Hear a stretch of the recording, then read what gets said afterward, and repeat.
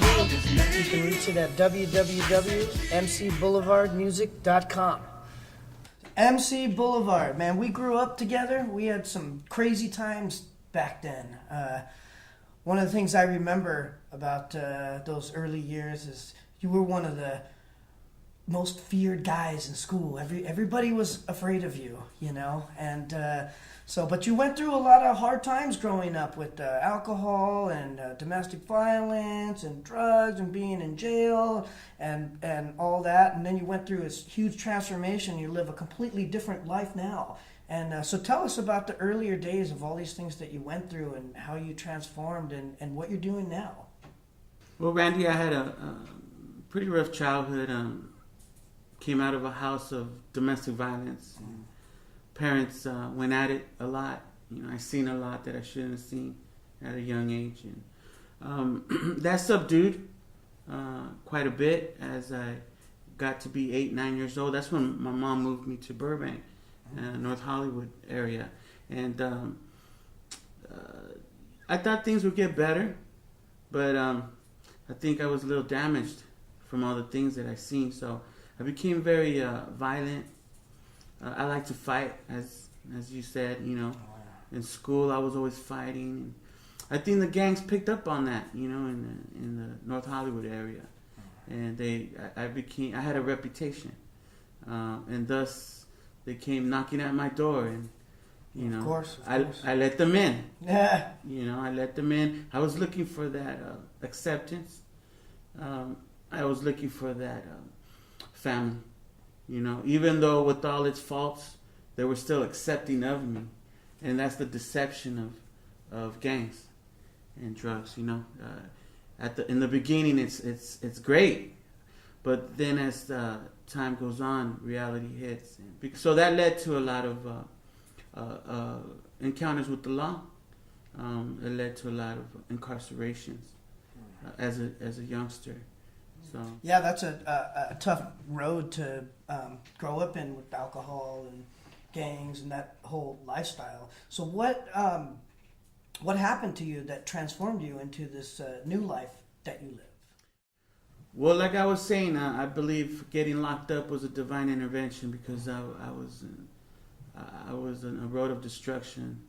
You know, I was hurting myself and hurting other people, gangbanging, dabbling into drugs and alcohol. You know. But I got locked up and I did, and that round I did 2 years. In those 2 years, you know, 16 to 18 years old, I believe as I reflect, God, I didn't know it was God, but now I know. You know, He started opening my eyes to some things, to some deceptions, to some falseness that I believed. He started showing me my future. He showed me a future if I kept going the way I was going, which is, you know, would be pretty bleak and dark. And then He also showed me a future if I changed. And I started for the first time thinking about it. But being locked up in your cell, you have nothing to do but think. Yeah, you got time. You got time to think if you do that, even in there. So I did. And I told myself that when I would get out, I would become a rapper. I would go to college, and I would try to do better in my life. You know, I got beat up a few times because of my own choices. At 24 years old, I drank so much that the doctor says if you don't stop, you're going to get cirrhosis of the liver because you're spitting up blood. Wow. 24 years old, because I became a heavy alcoholic. But while I was going through all this, my musical career was booming. I had a hit record on Power 106 called I Remember You, Homie. Came out in a movie with Edward James Olmos, American Me. But at the same time, I was being consumed by my own vices, you know, alcohol and drugs. So, you know, God has a plan and a purpose, like it says in Jeremiah 29:11, for those that seek Him, for those that pray to Him. And at this time, I was seeking and praying, and God answered my prayers by bringing Christians. that would be willing to step out and befriend and share the gospel, and not only share the gospel but share their life. Share, and doing it with love and sincerity. And that really had a tremendous impact on me. Before, I would think all Christians were hypocritical, but for the first time, God showed me genuine, true people that love God and love people. And at the same time, I met my wife, who at the time was my girlfriend, Vanessa. And I wasn't saved yet. I didn't know God's plan yet. I was seeking, but the plan wasn't all revealed to me at one time. But God was working through all that. God was working through my ignorance and through my not knowing about how to live life, man. And He used my baby, Brianna. She's not a baby; she's 16 now. But she's on the cover of the. She's on the CD. cover of my new CD, Holy Rolas, Volume 1. She's modeling the cover.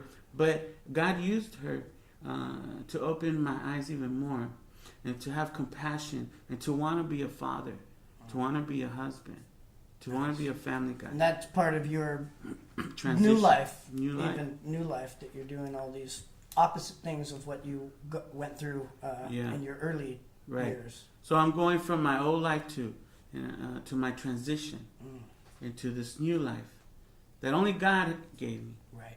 I couldn't do this on my own. I tried, failed so many times. But it's when I gave my life to God, when I surrendered my life to Jesus, when I put my faith and trust in Him. I have another ministry, and that's the ministry of my music. Nice. Where I use the gifts that God's bestowed me with and graciously given me. The gift of rapping, the gift of singing. And I go out there and I use it. I use it to draw young people, older people to God. Yeah, you have that anointing. To bring them to the Lord. A lot of my music, as you heard Jesus say in my life, has that street beat. Yeah. If I could say that. That appeals to a lot of people out there that don't know Jesus, that don't have a relationship with God. And it draws them in, man. Because they reach out to me through Facebook, through other social medias, through my website.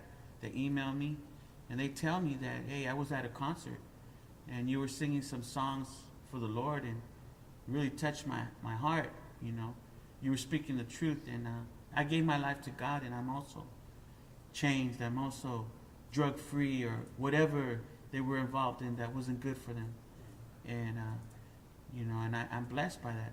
That's a ministry that I feel God's given me, and I'm real honored to have that ministry. MC Boulevard, ladies and gentlemen, thank you so much for coming out. Oh, you're welcome. We'll be back with George Santoyo.